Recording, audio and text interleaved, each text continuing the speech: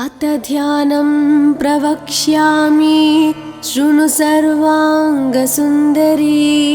यत्कृतं देवदेवेन ध्यानं हनुमतः प्रियम्।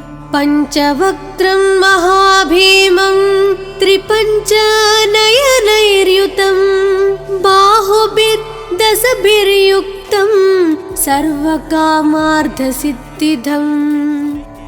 पूर्वं तु वानरं वक्त्रं कोटिसूर्यसमप्रभं दंष्ट्राकरालवदनं भ्रुकुटीकुटिलेक्षणम्। अस्यैव दक्षिणं वक्त्रं नारसिंहं महाद्भुतम् अत्युग्रतेजवपुषं भीषणं भयनाशनम्।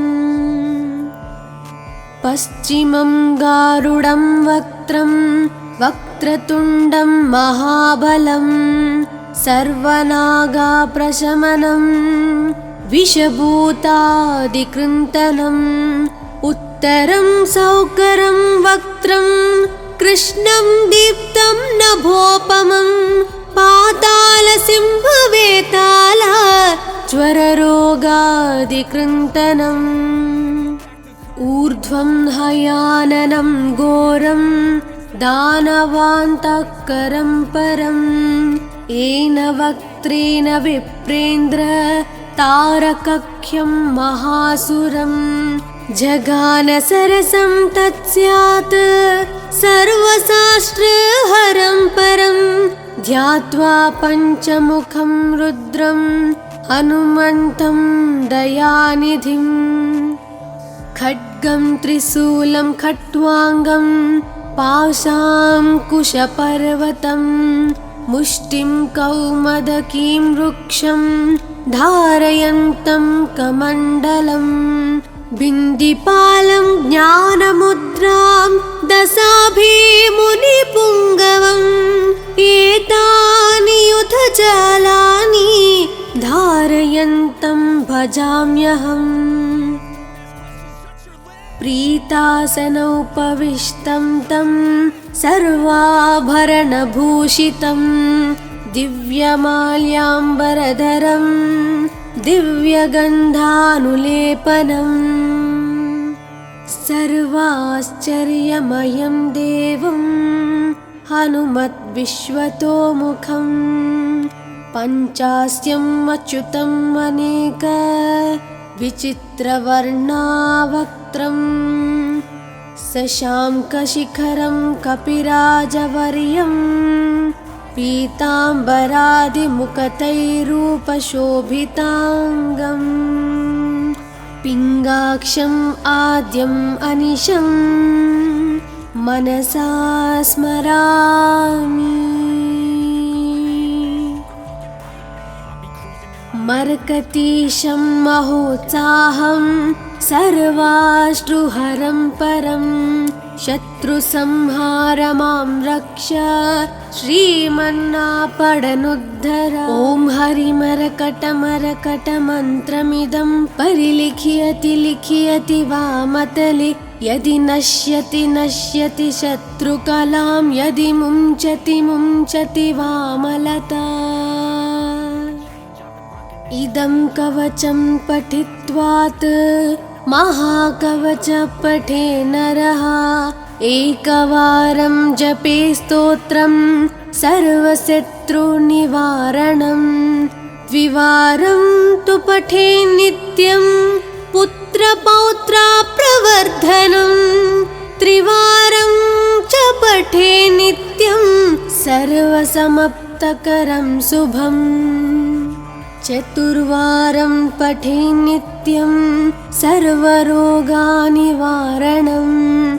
पञ्चवारं पठे नित्यं सर्वलोकवशङ्करम्। षड्वारं च पठे नित्यं सर्वदेवावशङ्करम्। सप्तवारं पठे नित्यं सर्वसौभाग्यदायकम्। अष्टवारं पठे नित्यं मिष्टकामार्थसिद्धिदं नववारं पठे नित्यं राजभोगमवाप्नुयात् दशवारं पठे नित्यं त्रैलोक्यज्ञानदर्शनं रुद्रावृत्तिं पठे नित्यं सर्वसिद्धिर्भवेर्ध्रुवम्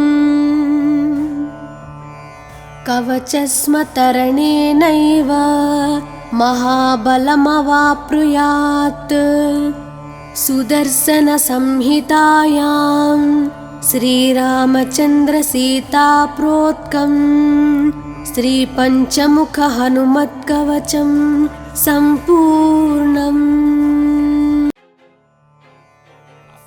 अथ ध्यानं प्रवक्ष्यामि शृणु सर्वाङ्गसुन्दरी यत्कृतं देवदेवेन ध्यानं हनुमतः प्रियम् पञ्चवक्त्रं महाभीमं त्रिपञ्चनयनैर्युतं बाहुभिर्दशभिर्युक्तं सर्वकामार्थसिद्धिदम् पूर्वं तु वानरं वक्त्रं कोटिसूर्यसमप्रभं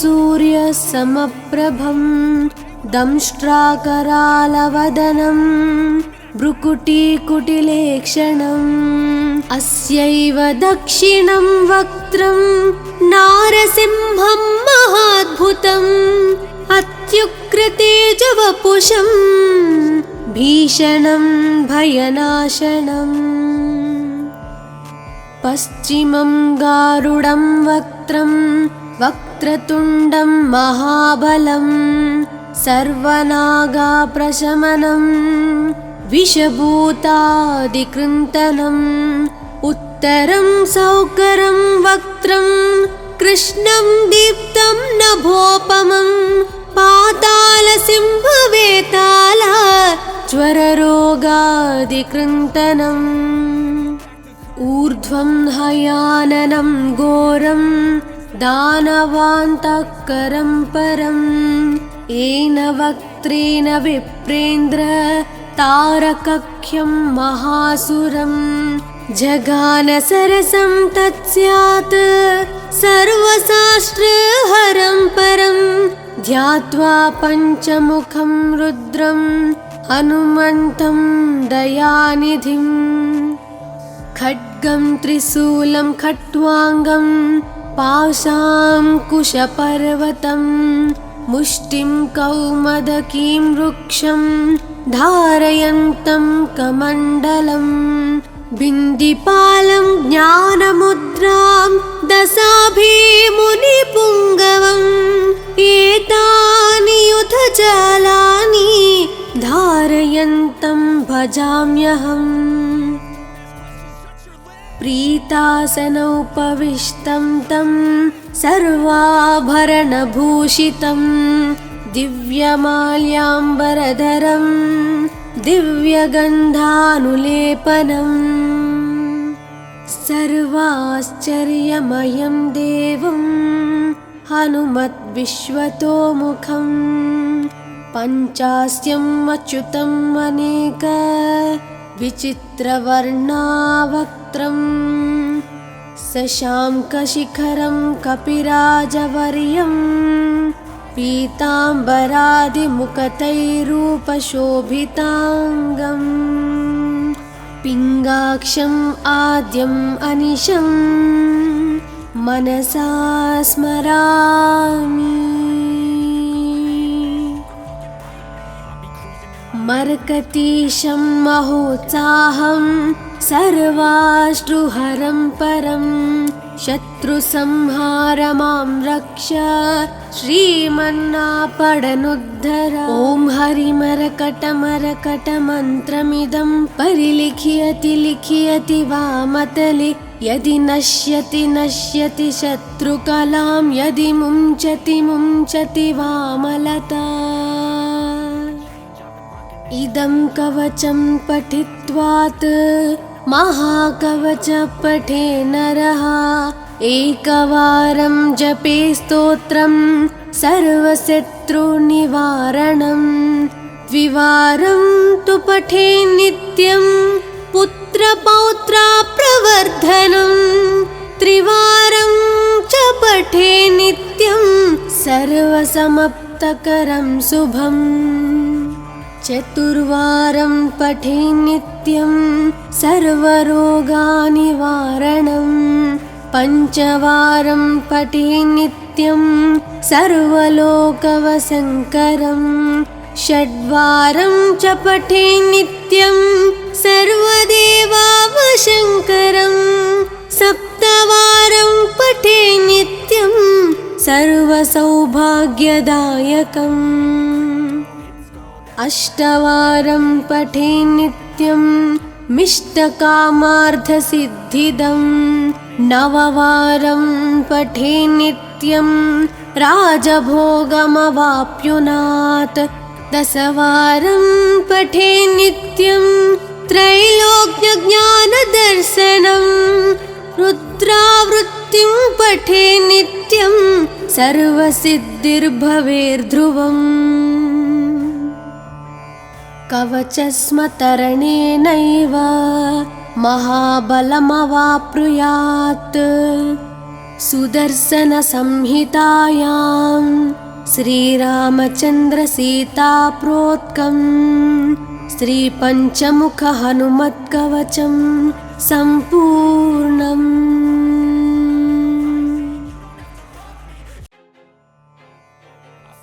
अथ ध्यानं प्रवक्ष्यामि शृणु सर्वाङ्गसुन्दरी यत्कृतं देवदेवेन ध्यानं हनुमतः प्रियं पञ्चवक्त्रं महाभीमं त्रिपञ्चनयनैर्युतं बाहुभिर्दशभिर्युक्तं सर्वकामार्थसिद्धिदम् पूर्वं तु वानरं वक्त्रं कोटिसूर्यसमप्रभं दंष्ट्राकरालवदनं भ्रुकुटीकुटिलेक्षणम् अस्यैव दक्षिणं वक्त्रं नारसिंहं महाद्भुतम् अत्युग्रतेजवपुषं भीषणं भयनाशनम् पश्चिमं गारुडं वक्त्रं वक्रतुण्डं महाबलं सर्वनागाप्रशमनं विषभूतादिकृन्तनम् उत्तरं सौकरं वक्त्रं कृष्णं दीप्तं नभोपमं पातालसिंहवेताल ज्वररोगादिकृन्तनम् ऊर्ध्वं हयाननं घोरं दानवान्तकरं परं येन वक्त्रेण विप्रेन्द्र तारकख्यं महासुरं जगानसरसं तत्स्यात् सर्वशास्त्रहरं परं ध्यात्वा पञ्चमुखं रुद्रं हनुमन्तं दयानिधिम् खड्गं त्रिशूलं खट्वाङ्गं पाशाङ्कुशपर्वतं मुष्टिं कौमदकीं वृक्षं धारयन्तं कमण्डलं बिन्दिपालं ज्ञानमुद्रां दशाभिमुनिपुङ्गवम् एतानि युधजालानि धारयन्तं भजाम्यहम्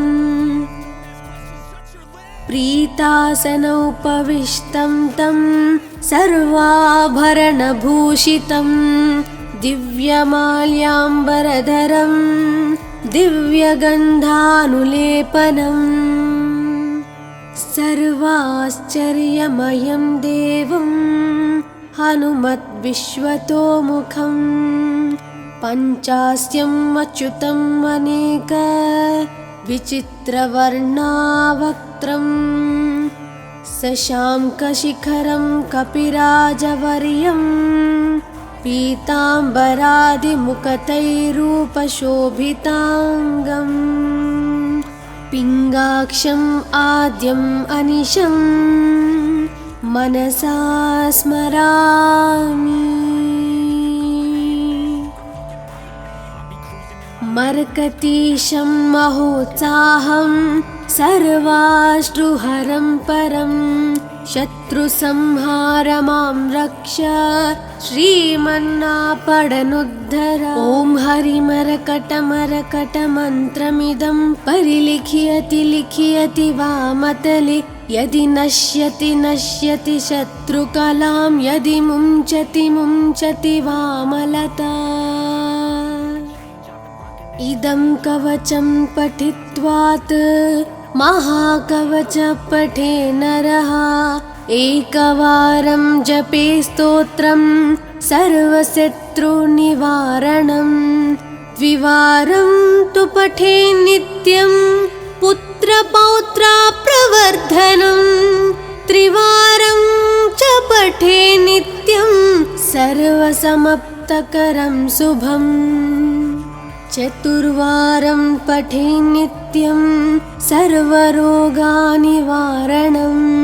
पञ्चवारं पठे नित्यं सर्वलोकवशङ्करं। षड्वारं च पठे नित्यं सर्वदेवावशङ्करं। सप्तवारं पठे नित्यं सर्वसौभाग्यदायकम्। अष्टवारं पठे नित्यं मिष्टकामार्थसिद्धिदं। नववारं पठे नित्यं राजभोगमवाप्नुयात्। दशवारं पठे नित्यं त्रैलोक्यज्ञानदर्शनं।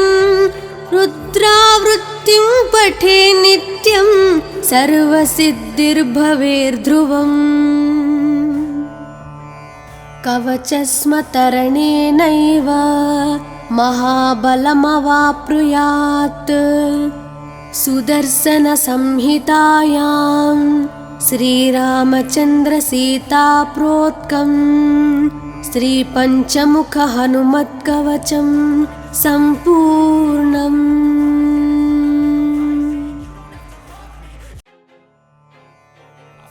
अथ ध्यानं प्रवक्ष्यामि शृणु सर्वाङ्गसुन्दरी।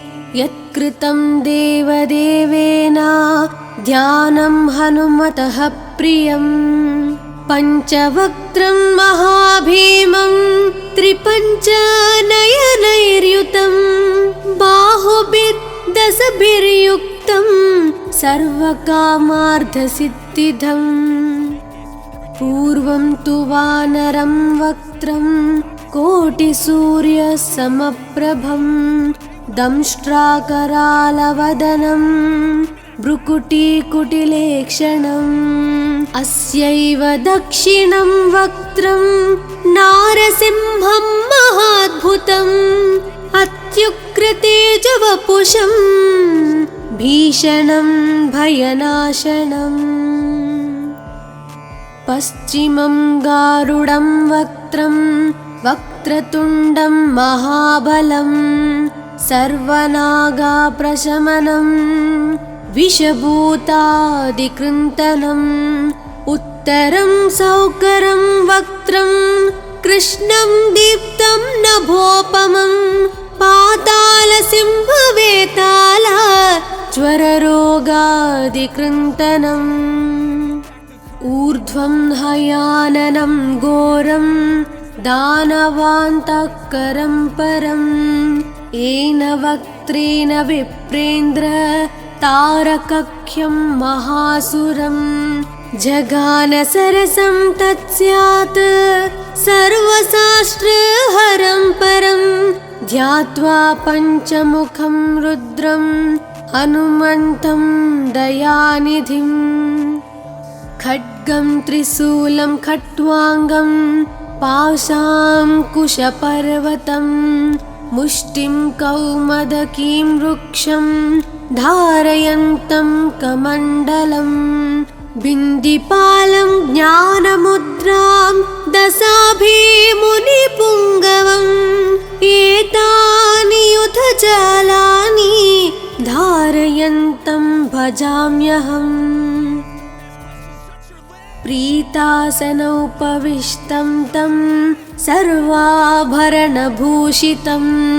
दिव्यमाल्याम्बरधरं दिव्यगन्धानुलेपनम् सर्वाश्चर्यमयं देवं हनुमद्विश्वतोमुखं पञ्चास्यम् अच्युतम् अनेक विचित्रवर्णावक्त्रं शशाङ्कशिखरं कपिराजवर्यं पीताम्बरादिमुकुटैरूपशोभिताङ्गम् पिङ्गाक्षम् आद्यम् अनिशं मनसा स्मरामि।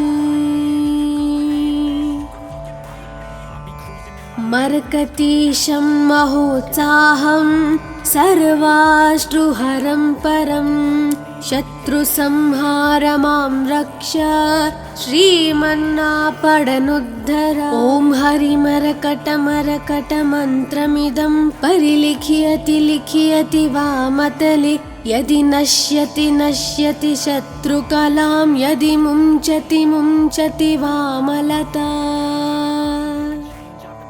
इदं कवचं पठित्वात् महाकवच पठे नरः एकवारं जपे स्तोत्रं सर्वशत्रुनिवारणं द्विवारं तु पठे नित्यं पुत्रपौत्रप्रवर्धनं त्रिवारं च पठे नित्यं सर्वसमाप्तकरं शुभम् चतुर्वारं पठे नित्यं सर्वरोगनिवारणं पञ्चवारं पठे नित्यं सर्वलोकवशङ्करं षड्वारं च पठे नित्यं सर्वदेवावशङ्करं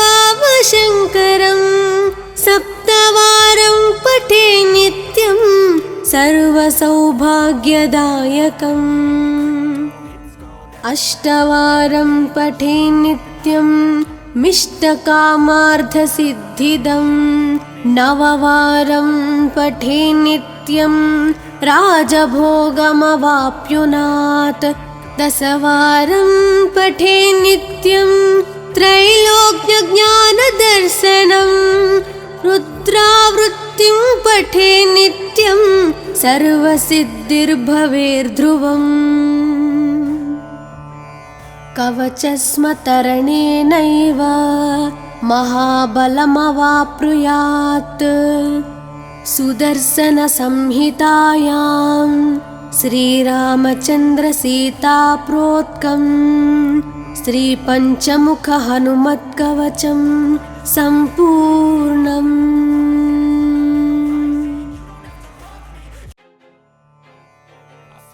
अथ ध्यानं प्रवक्ष्यामि शृणु सर्वाङ्गसुन्दरी यत्कृतं देवदेवेन ध्यानं हनुमतः प्रियं पञ्चवक्त्रं महाभीमं त्रिपञ्चनयनैर्युतं बाहुभिर्दशभिर्युक्तं सर्वकामार्थसिद्धिदम् पूर्वं तु वानरं वक्त्रं कोटिसूर्यसमप्रभं दंष्ट्राकरालवदनं भ्रुकुटीकुटिलेक्षणम् अस्यैव दक्षिणं वक्त्रं नारसिंहं महाद्भुतम् अत्युग्रतेजवपुषं भीषणं भयनाशनम् पश्चिमं गारुडं वक्त्रं वक्रतुण्डं महाबलं सर्वनागाप्रशमनं विषभूतादिकृन्तनम् उत्तरं सौकरं वक्त्रं कृष्णं दीप्तं नभोपमं पातालसिंहवेताल ज्वररोगादिकृन्तनम् ऊर्ध्वं हयाननं घोरं दानवान्तःकरं परम् येन वक्त्रेण विप्रेन्द्र तारकख्यं महासुरम् जगान सरसं तत्स्यात् सर्वशास्त्रहरं परं ध्यात्वा पञ्चमुखं रुद्रं हनुमन्तं दयानिधिम् खड्गं त्रिशूलं खट्वाङ्गं पाशाङ्कुशपर्वतं मुष्टिं कौमदकीं वृक्षं धारयन्तं कमण्डलम् बिन्दिपालं ज्ञानमुद्रां दशाभिमुनिपुङ्गवम् एतानि युधजालानि धारयन्तं भजाम्यहम् प्रीतासनोपविष्टं तं सर्वाभरणभूषितं दिव्यमाल्याम्बरधरं दिव्यगन्धानुलेपनम् सर्वाश्चर्यमयं देवं हनुमद्विश्वतोमुखं पञ्चास्यम् अच्युतम् अनेक विचित्रवर्णावक्त्रं शशाङ्कशिखरं कपिराजवर्यं पीताम्बरादिमुकुटैरूपशोभिताङ्गम् पिङ्गाक्षम् आद्यम् अनिशं मनसा स्मरामि मर्कटीशं महोत्साहं सर्वाश्रुहरं परं शत्रुसंहारमां रक्ष श्रीमन्नापडनुद्धर ॐ हरिमरकटमरकटमन्त्रमिदं परिलिख्यति लिख्यति वामतले यदि नश्यति नश्यति शत्रुकलां यदि मुञ्चति मुञ्चति वामलता इदं कवचं पठित्वात् महाकवच पठे नरः एकवारं जपे स्तोत्रं सर्वशत्रुनिवारणं द्विवारं तु पठे नित्यं पुत्रपौत्रप्रवर्धनं त्रिवारं च पठे नित्यं सर्वसमाप्तकरं शुभम् चतुर्वारं पठे नित्यं सर्वरोगनिवारणं पञ्चवारं पठे नित्यं सर्वलोकवशङ्करं षड्वारं च पठे नित्यं सर्वदेवावशङ्करं सप्तवारं पठे नित्यं सर्वसौभाग्यदायकम् अष्टवारं पठे नित्यं मिष्टकामार्थसिद्धिदं नववारं पठे नित्यं राजभोगमवाप्नुयात् दशवारं पठे नित्यं त्रैलोक्यज्ञानदर्शनं रुद्रावृत्तिं पठे नित्यं सर्वसिद्धिर्भवेर्ध्रुवम् कवचस्मतरणेनैव महाबलमवाप्नुयात् सुदर्शनसंहितायां श्रीरामचन्द्रसीताप्रोक्तं श्रीपञ्चमुखहनुमत्कवचं सम्पूर्णम्।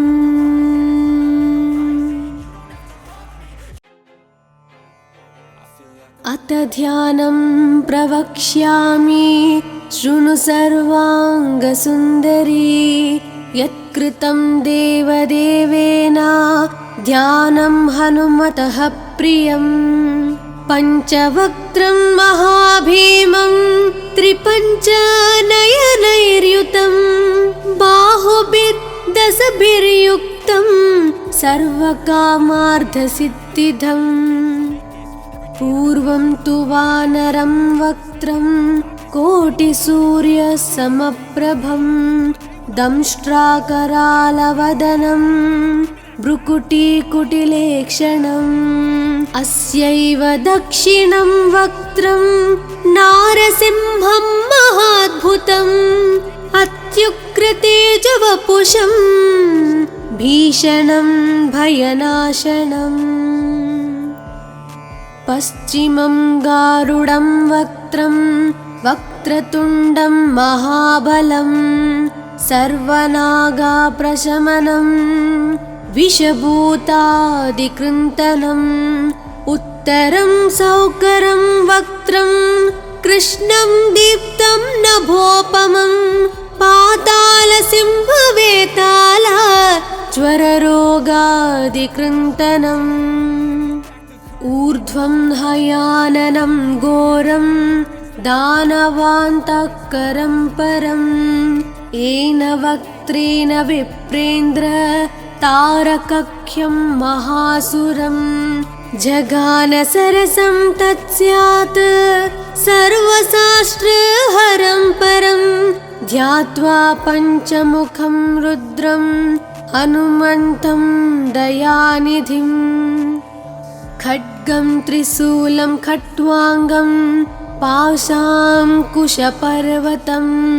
मुष्टिं कौमदकीं वृक्षं धारयन्तं कमण्डलं बिन्दिपालं ज्ञानमुद्रां दशाभिमुनिपुङ्गवम् एतानि युधजालानि धारयन्तं भजाम्यहम्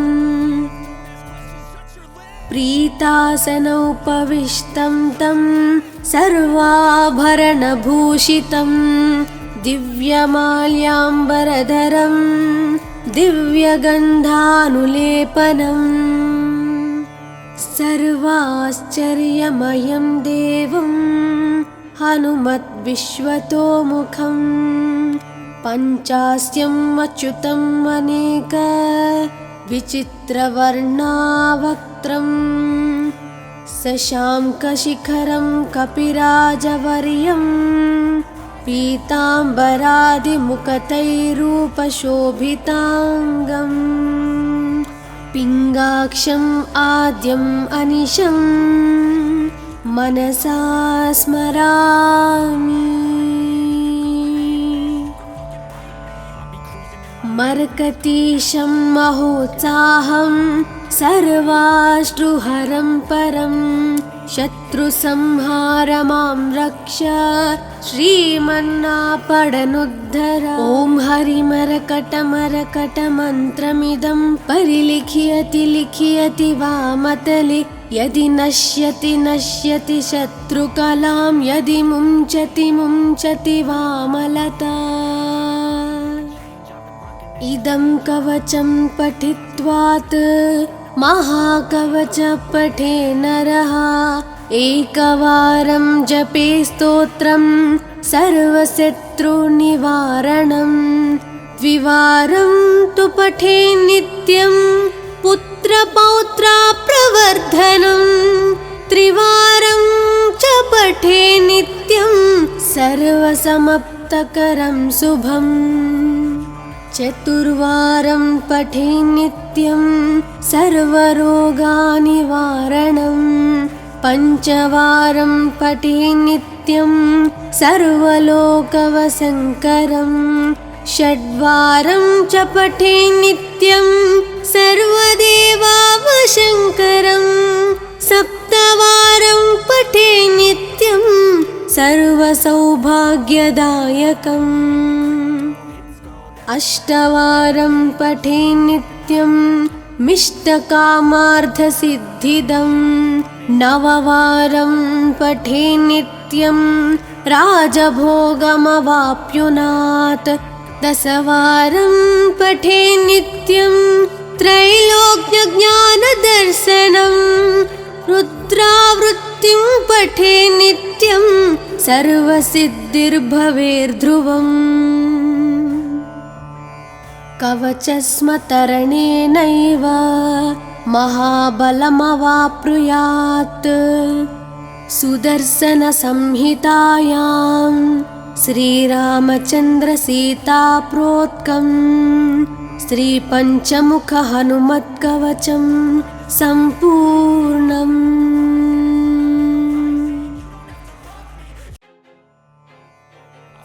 अथ ध्यानं प्रवक्ष्यामि शृणु सर्वाङ्गसुन्दरी। यत्कृतं देवदेवेन ध्यानं हनुमतः प्रियम्। पञ्चवक्त्रं महाभीमं त्रिपञ्चनयनैर्युतं बाहुभिर्दशभिर्युक्तं सर्वकामार्थसिद्धिदम्। पूर्वं तु वानरं वक्त्रं कोटिसूर्यसमप्रभं दंष्ट्राकरालवदनं भ्रुकुटीकुटिलेक्षणम्। अस्यैव दक्षिणं वक्त्रं नारसिंहं महाद्भुतम् अत्युग्रतेजवपुषं भीषणं भयनाशनम्। पश्चिमं गारुडं वक्त्रं वक्रतुण्डं महाबलं सर्वनागाप्रशमनं विषभूतादिकृन्तनम्। उत्तरं सौकरं वक्त्रं कृष्णं दीप्तं नभोपमं पातालसिंहवेताल ज्वररोगादिकृन्तनम्। ऊर्ध्वं हयाननं घोरं दानवान्तकरं परम् येन वक्त्रेण विप्रेन्द्र तारकख्यं महासुरम्। जगानसरसं तत्स्यात् सर्वशास्त्रहरं परं ध्यात्वा पञ्चमुखं रुद्रं हनुमन्तं दयानिधिम्। खड्गं त्रिशूलं खट्वाङ्गं पाशाङ्कुशपर्वतं मुष्टिं कौमदकीं वृक्षं धारयन्तं कमण्डलम्। बिन्दिपालं ज्ञानमुद्रां दशाभिमुनिपुङ्गवम् एतानि युधजालानि धारयन्तं भजाम्यहम्। प्रीतासनोपविष्टं तं सर्वाभरणभूषितं दिव्यमाल्याम्बरधरं दिव्यगन्धानुलेपनम्। सर्वाश्चर्यमयं देवं हनुमद्विश्वतोमुखं पञ्चास्यम् अच्युतम् अनेक विचित्रवर्णावक्त्रं शशाङ्कशिखरं कपिराजवर्यं पीताम्बरादिमुकुटैरूपशोभिताङ्गम्। पिङ्गाक्षम् आद्यम् अनिशं मनसा स्मरामि। मर्कतीशं महोत्साहं सर्वाश्रुहरं परं शत्रुसंहारमां रक्ष श्रीमन्नापडनुद्धर। ॐ हरिमरकटमरकटमन्त्रमिदं परिलिख्यति लिख्यति वामतले यदि नश्यति नश्यति शत्रुकलां यदि मुञ्चति मुञ्चति वामलता। इदं कवचं पठित्वात् महाकवच पठे नरः एकवारं जपे स्तोत्रं सर्वशत्रुनिवारणं। द्विवारं तु पठे नित्यं पुत्रपौत्राप्रवर्धनं। त्रिवारं च पठे नित्यं सर्वसमाप्तकरं शुभम्।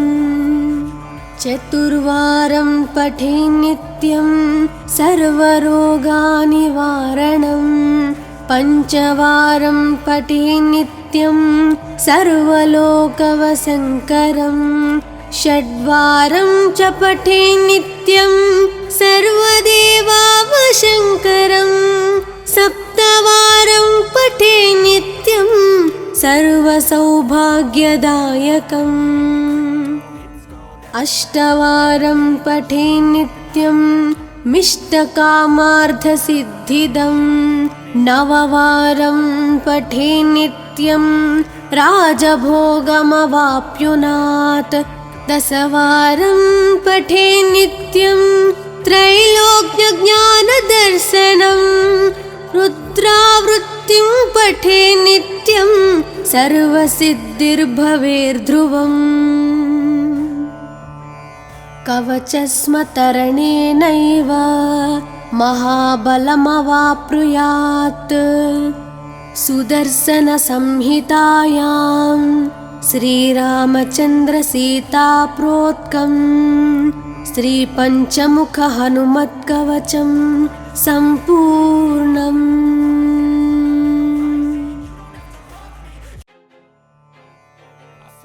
अथ ध्यानं प्रवक्ष्यामि शृणु सर्वाङ्गसुन्दरी यत्कृतं देवदेवेन ध्यानं हनुमतः प्रियम् पञ्चवक्त्रं महाभीमं त्रिपञ्चनयनैर्युतं बाहुभिर्दशभिर्युक्तं सर्वकामार्थसिद्धिदम् पूर्वं तु वानरं वक्त्रं कोटिसूर्यसमप्रभं दंष्ट्राकरालवदनं भ्रुकुटीकुटिलेक्षणम् अस्यैव दक्षिणं वक्त्रं नारसिंहं महाद्भुतम् अत्युग्रतेजवपुषं भीषणं भयनाशनम् पश्चिमं गारुडं वक्त्रं वक्रतुण्डं महाबलं सर्वनागाप्रशमनं विषभूतादिकृन्तनम् उत्तरं सौकरं वक्त्रं कृष्णं दीप्तं नभोपमं पातालसिंहवेताल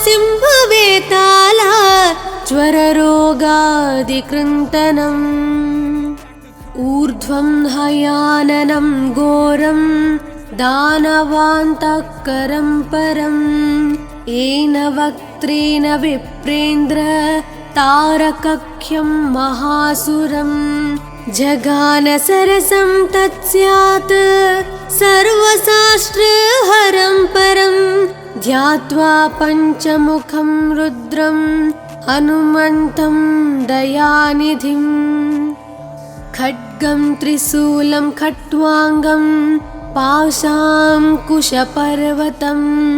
मुष्टिं कौमदकीं वृक्षं धारयन्तं कमण्डलं बिन्दिपालं ज्ञानमुद्रां दशाभिमुनिपुङ्गवम् एतानि युधजालानि धारयन्तं भजाम्यहम्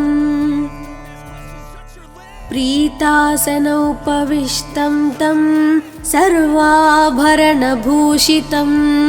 दिव्यमाल्याम्बरधरं दिव्यगन्धानुलेपनम् सर्वाश्चर्यमयं देवं हनुमद्विश्वतोमुखं पञ्चास्यम् अच्युतम् अनेक विचित्रवर्णावक्त्रं शशाङ्कशिखरं कपिराजवर्यं पीताम्बरादिमुकुटैरूपशोभिताङ्गम् पिङ्गाक्षम् आद्यम् अनिशं मनसा स्मरामि मर्कतीशं महोत्साहं सर्वाश्रुहरं परं शत्रुसंहार मां रक्ष श्रीमन्नापडनुद्धर ॐ हरिमरकटमरकटमन्त्रमिदं परिलिख्यति लिख्यति वामतले यदि नश्यति नश्यति शत्रुकलां यदि मुञ्चति मुञ्चति वामलता इदं कवचं पठित्वात् महाकवच पठे नरः एकवारं जपे स्तोत्रं सर्वशत्रुनिवारणं द्विवारं तु पठे नित्यं पुत्रपौत्रप्रवर्धनं त्रिवारं च पठे नित्यं सर्वसमाप्तकरं शुभम् चतुर्वारं पठे नित्यं सर्वरोगनिवारणं पञ्चवारं पठे नित्यं सर्वलोकवशङ्करं षड्वारं च पठे नित्यं सर्वदेवावशङ्करं सप्तवारं पठे नित्यं सर्वसौभाग्यदायकम् अष्टवारं पठे नित्यं मिष्टकामार्थसिद्धिदं नववारं पठे नित्यं राजभोगमवाप्नुयात् दशवारं पठे नित्यं त्रैलोक्यज्ञानदर्शनं रुद्रावृत्तिं पठे नित्यं सर्वसिद्धिर्भवेर्ध्रुवम् कवचस्मतरणेनैव महाबलमवाप्नुयात् सुदर्शनसंहितायां श्रीरामचन्द्रसीताप्रोक्तं श्रीपञ्चमुखहनुमत्कवचं सम्पूर्णम्।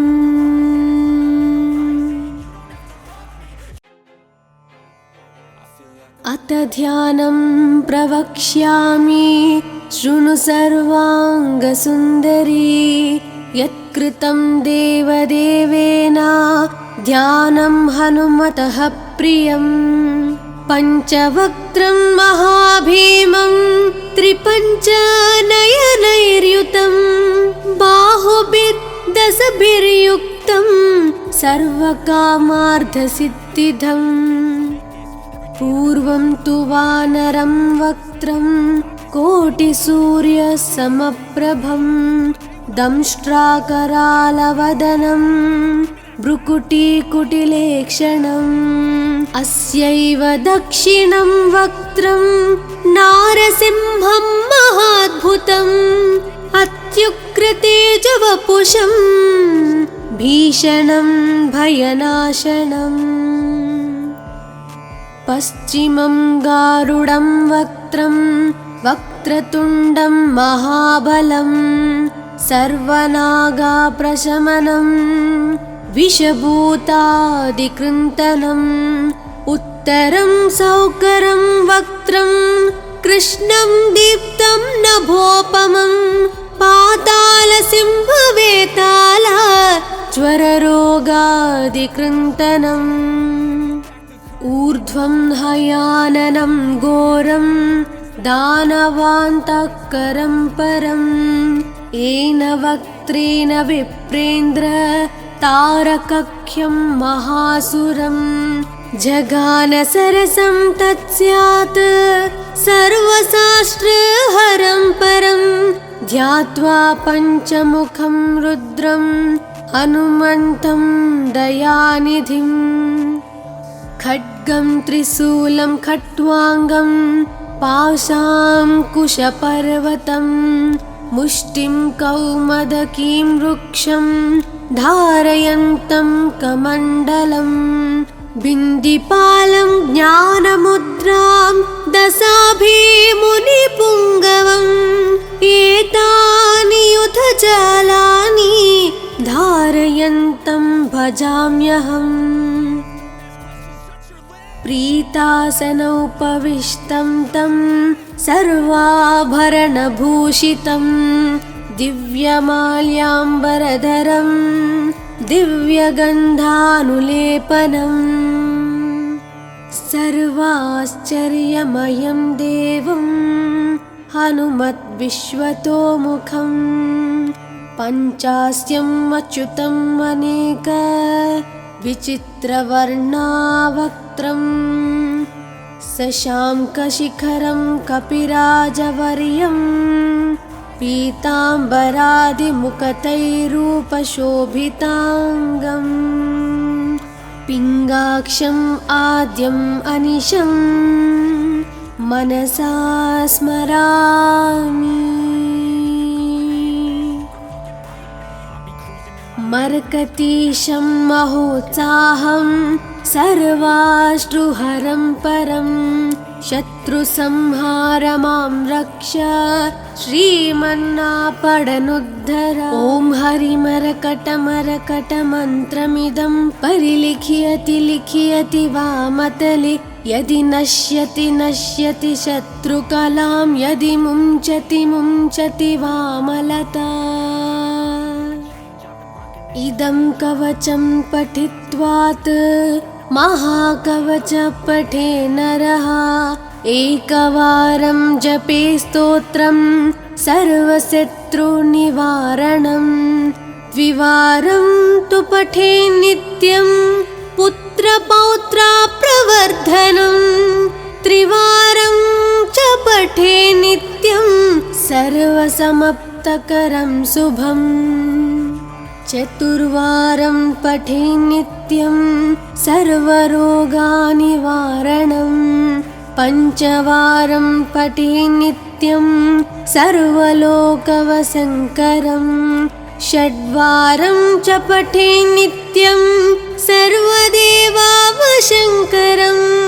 सप्तवारं पठे नित्यं सर्वसौभाग्यदायकम् अष्टवारं पठे नित्यं मिष्टकामार्थसिद्धिदं नववारं पठे नित्यं राजभोगमवाप्नुयात् दशवारं पठे नित्यं त्रैलोक्यज्ञानदर्शनं रुद्रावृत्तिं पठे नित्यं सर्वसिद्धिर्भवेर्ध्रुवम्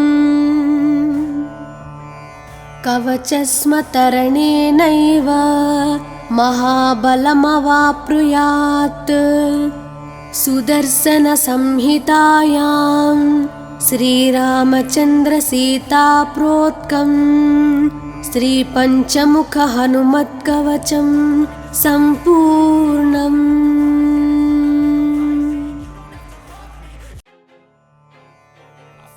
अथ ध्यानं प्रवक्ष्यामि शृणु सर्वाङ्गसुन्दरी यत्कृतं देवदेवेन ध्यानं हनुमतः प्रियं पञ्चवक्त्रं महाभीमं त्रिपञ्चनयनैर्युतं बाहुभिर्दशभिर्युक्तं सर्वकामार्थसिद्धिदम् पूर्वं तु वानरं वक्त्रं कोटिसूर्यसमप्रभं दंष्ट्राकरालवदनं भ्रुकुटीकुटिलेक्षणम् अस्यैव दक्षिणं वक्त्रं नारसिंहं महाद्भुतम् अत्युग्रतेजवपुषं भीषणं भयनाशनम् पश्चिमं गारुडं वक्त्रं वक्रतुण्डं महाबलं सर्वनागाप्रशमनं विषभूतादिकृन्तनम् उत्तरं सौकरं वक्त्रं कृष्णं दीप्तं नभोपमं पातालसिंहवेताल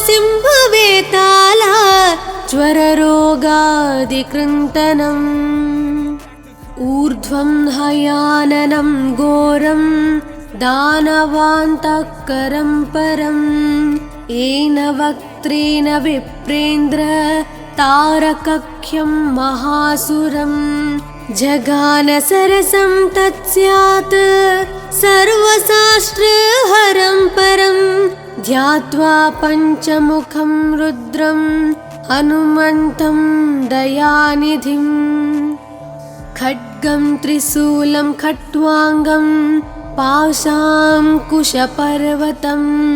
मुष्टिं कौमदकीं वृक्षं धारयन्तं कमण्डलं बिन्दिपालं ज्ञानमुक्तिप्रदां